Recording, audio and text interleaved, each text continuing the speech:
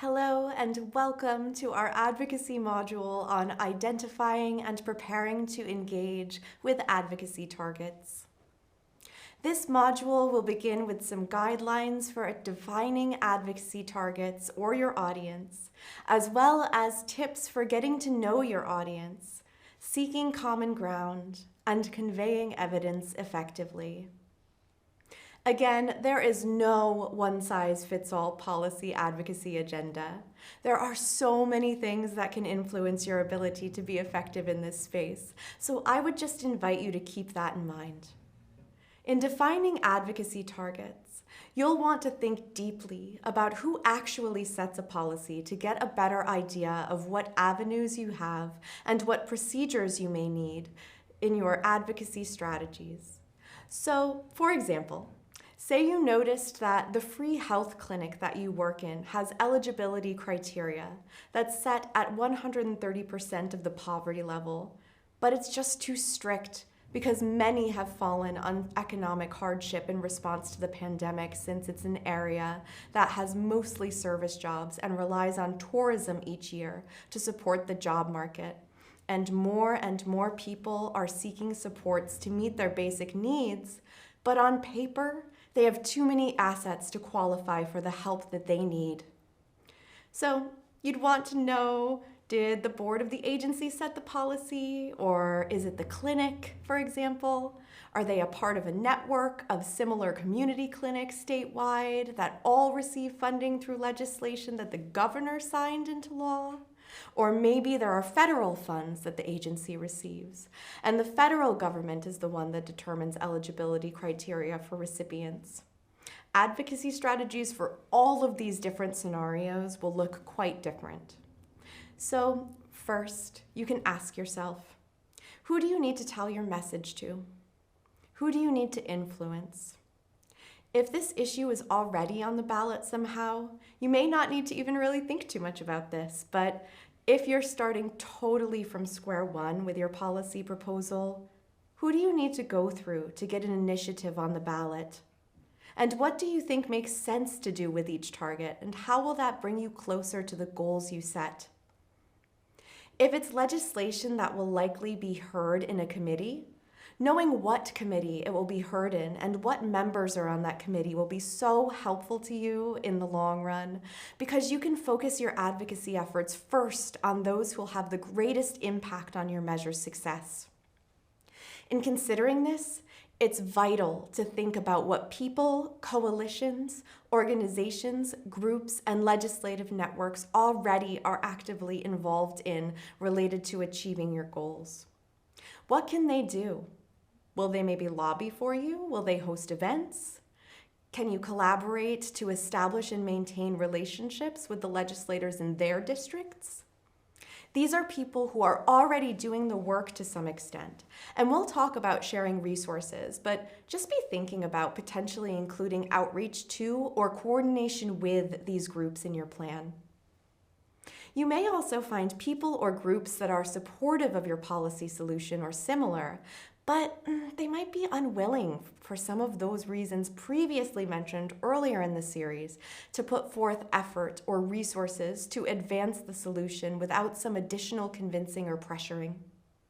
It helps to learn to anticipate and strategize around those people or groups who do not want you to make the change you're trying to make, especially those who will even put many different types of resources behind disrupting your efforts. Also notice, if you're able, the folks likely to not only oppose your policy proposal, but to actively then recruit others to oppose your policy proposal. And we'll talk about this too, but remember that you have the skills to help people see things in a different way. Knowing and anticipating oppositional arguments can help you strategize around changing hearts and minds. Looking at the neutral folks who you can identify, who might be likely to adopt your policy proposal or similar based on what you do know about them, but just haven't seemingly taken action yet, they're possible targets as well. What do they need to know, and who do they need to hear it from to be swayed? We'll talk more about this in a bit, but maybe they have a history of being convinced by expert voices over constituents, or perhaps they're people who defer to personal stories over empirical research. This context matters so much. And because you'll want to be thinking about all possible outcomes so you can strategize around them to the best of your ability without being able to predict the future, certainly, considering barriers can be really helpful. You may anticipate future constraints like budget constraints based on projections of spending, election cycle related challenges, or other circumstances that will impact your strategy. And certainly also thinking about others who could be influencers in general, as well as those who already oppose, and trying to employ your skill of finding common ground with members of various influential communities or organizations or groups. Once you've determined what venue you'll use to address your problem, you need to understand now how the venue operates. Legislatures function under rules adopted by the bodies, administrative agency procedures are governed by statutes, and local government procedures may be based on charter or ordinance. Regardless of the level in which you're operating, advancing a legislative policy instrument requires educating individual legislators and their staff. Engaging in these processes to analyze the issue and devise policy solutions will help advocates as change agents to determine both the level and the setting where action must be targeted to change this policy. This table offers some examples of those to whom you may advocate. We work within complex and interconnecting systems of policy, programs, and communities that directly and indirectly impact experiences, outcomes, and lives.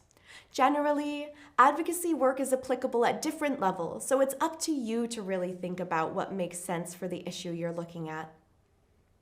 Regarding the three branches of government here, in a general sense, the executive branch of the government, regardless of level, from the White House and President to the governors of states and mayors in local communities, is responsible for implementing and enforcing the policies and actions passed by the legislative branch of government, whether that's Congress, the State General Assembly, or the City Council through their respective democratic processes that likely somewhat reflect the legislative process that we covered in a different module, though maybe slightly different depending on the venue. The judicial branch of government determines whether laws have been broken and whether those laws themselves are constitutional at the state or federal level. In judicial settings, laws and policies are both challenged and upheld, as well as punishments meted out for those who violate the policies and laws as passed by the legislative branch. I'd mention too that the policy progress at the state level tends to be faster but smaller than the federal level, just in general timeline-wise. Certain procedures over the years have also allowed states a bit more autonomy in policy design and implementation, which may come into play when choosing a target. And of course, there are some notable arenas outside of the governmental entities that we've talked about that can have enormous influence in the political landscape. And so I'd invite you to notice that policy advocacy targets may include individuals, agencies, organizations, grassroots groups, elected or appointed officials, public and private human service agencies, legislative bodies, companies or corporations, court systems, governmental entities, and more. In terms of the levels of policymaking, local government controls many aspects that we may take for granted. Access to local green spaces, sidewalks and roads that can be used by citizens, public safety considerations like how the police are run. Many aspects of school operations and more are all under local government purview. Developing relationships with these folks may very well matter to help improve the quality of life for all in your community. What's important, I think, to note about federal policies in particular is that they often do have a good deal of flexibility built in, so the states and localities have some discretion in the way a policy is applied to meet the needs of its residents. Social workers and other people who work in the health professions can influence policymaking in all of these domains. And knowing your audience at various stages of policy advocacy and development will help you devise effective strategies to influence whatever person or deliberative bodies are responsible for the issue at hand, at whatever level or levels make sense. Our response will be highly individualized based on a number of factors that we'll talk about. And I note that, of course, there also are ways to reach the general public through things like social media for any level of policymaking. And we'll address that. It just doesn't fit so well here in this matrix. We'll address it later in a different module. Evidence-based advocacy recognizes that approaches that are effective in one or some of these spaces may not be so efficacious in others. So let's talk a bit about knowing your audience. Based on what's been discussed so far, what are you thinking makes sense for you as an advocacy target? And once you've identified that, what do you think is important to know related to that audience that might shape how you present information to them? In addition to what you came up with, this slide contains general considerations for policymakers and advocates alike, with a question at the bottom summarizing an all-encompassing curiosity. What does your target audience really need to hear to be moved to act? Working closely with government officials on the development of policy can lead to better policy and more impactful outcomes, and the resources and levers that they have access to can be critical to the effective implementation of policy at scale. So as you are devising communication strategies and plans to engage others, you'll want to be sure that you're attuned to what might sway them by really getting to know who you're talking to.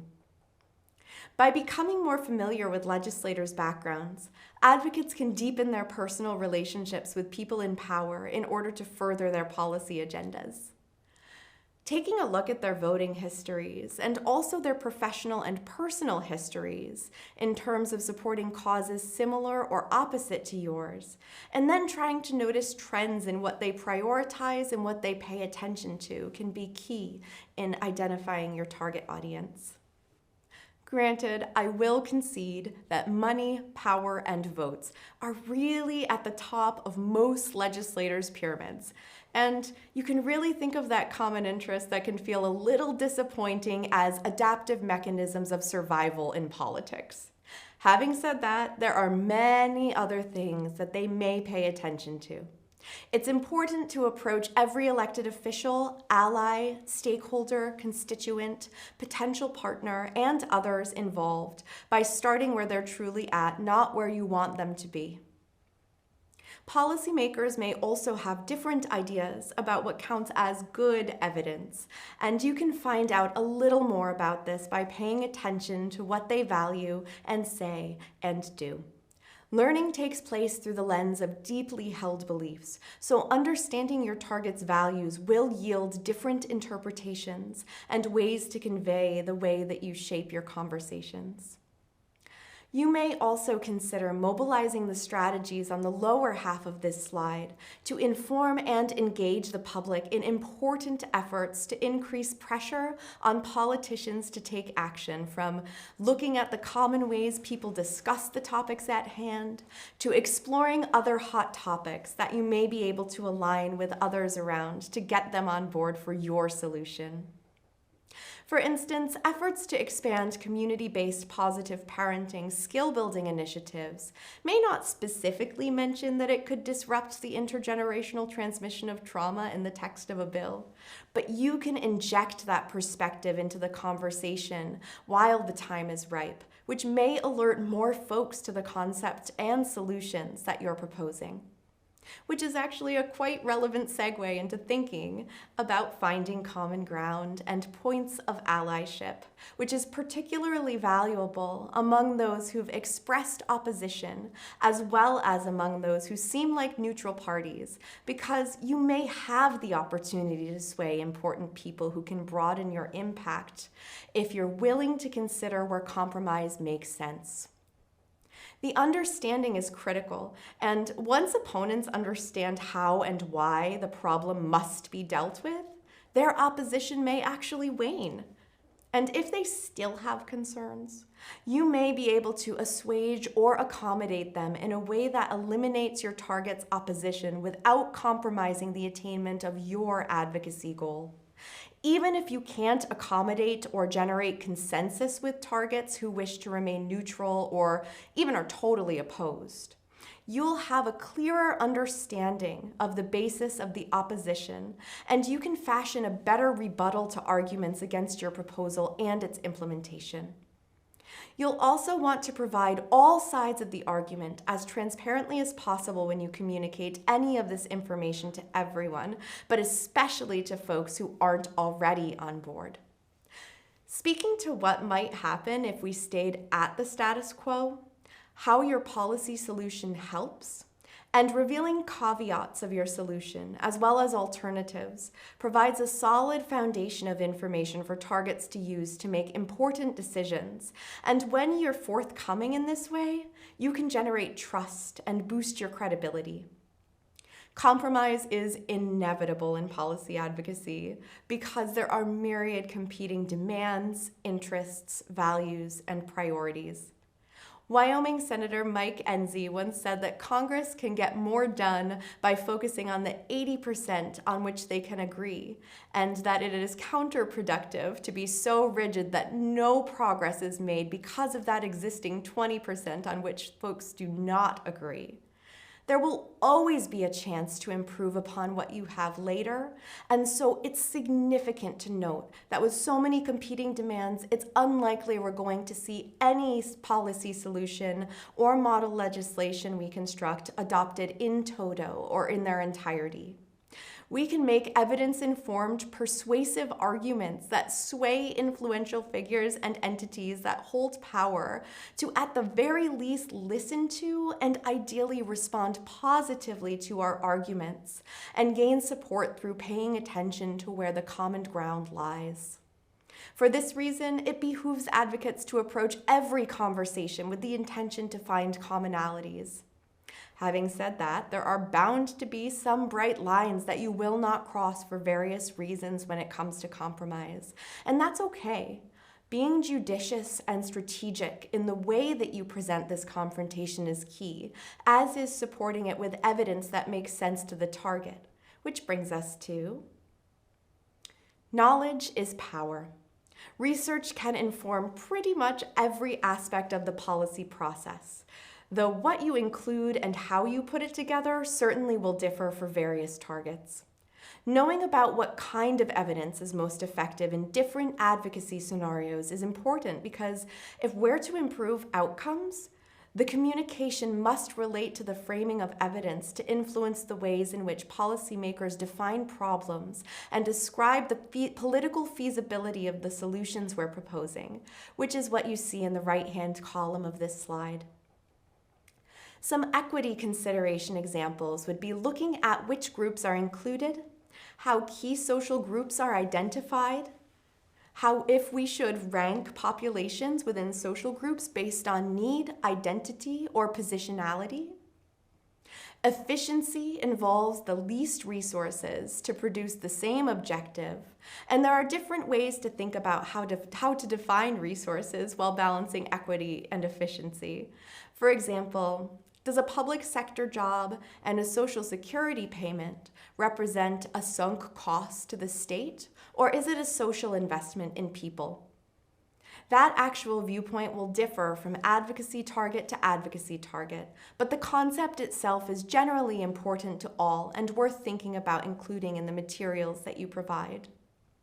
Welfare or need looks at factors including the material and symbolic value of goods, short-term support versus long-term investments in people, and other such topics. And when looking at trauma-informed approaches there, we can notice that there are debates on moral hazard or the effect of different entitlements or supports on individual motivation, beliefs related to which can actually shape your framing quite significantly.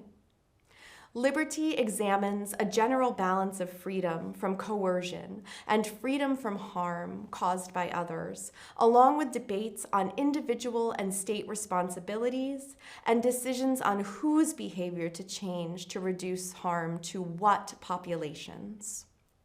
Security looks at our ability to measure risk scientifically, along with more experiential aspects like perceptions of threat, which we certainly know is impacted by trauma exposure, along with debates on how much risk to safely tolerate before intervening, generally in some kind of justice system-related process. So, as you consider these 5 factors, it's important to know that policymakers have competing demands and may have little time to review analyses and interpretations of empirical evidence on a scientific topic or a decision related to these concepts. Information to policymakers should therefore be concise, relatable, and easy to understand, and it may be provided via email or in person as something to leave behind when you meet with your legislator. Know upfront that because of the massive quantity of issues with which they're presented, policymakers use cognitive shortcuts to evidence like so many of us do. No person has the ability to process all information, so cognitive efficiency is necessary to policy choice, and conveying your evidence in an impactful way is particularly important. That could be things like fact sheets, infographics, pamphlets, one-pagers, policy briefs, or white papers, among others. A policy brief is a short document that concisely summarizes an issue, presents policy options to address it, and recommends best actions to take based on the evidence. And a white paper is a concise report that provides information about an issue or an authoritative report that talks about a specific proposal. A white paper usually contains proposals for a specific policy or talks about an issue in detail, like data related to the social, economic, and health impact and feasibility of particular prioritized policies. So it may not be the best for when you're beginning your relationship, but once you've become a reliable source of good information and you have a solid relationship with a particular legislator, you may have opportunities to go even more in depth and really sell your policy vision with a white paper or other sort of report that's a little bit lengthier than those one-pagers. It's also important to remember that policymakers often don't have backgrounds that include much knowledge about the specialized topics that you're addressing in your advocacy efforts. Especially at the state level, legislators generally have other jobs, so helping generate a shared understanding and sense of urgency is critical. Conveying your data in an approachable, easily understandable way is vital to build a shared understanding of priorities and to create demand for a collective response. You can curate key points toward the legislator's priorities. Given the ambiguity and uncertainty of the policy process, using striking, concise, accessible materials to generate interest and quick understanding of key issue points, your proposed solution, and possible outcomes, that's what's powerful and effective with legislators. On this slide, you'll see a couple of infographics that have been effective for us to use with legislators on the campaign. Just some really quick, at-a-glance key facts that speak about cost savings in terms of economic costs and also social costs based on the best data that we could find.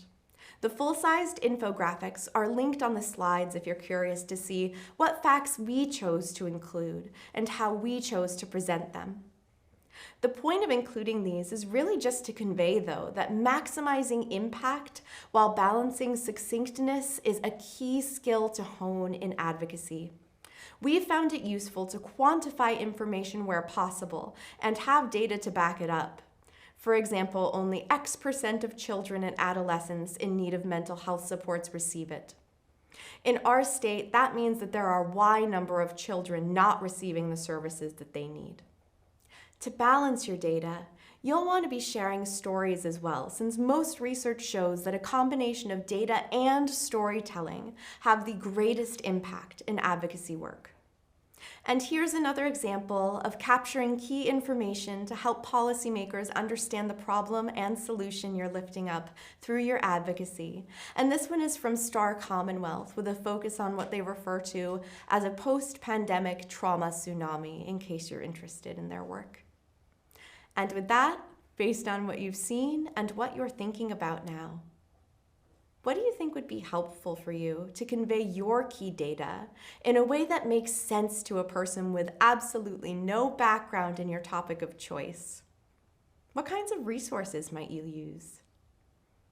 And I'm curious to know what's worked for you in the past, even outside of legislative advocacy, that you might be able to translate your skills from to help someone understand a complex and nuanced concept.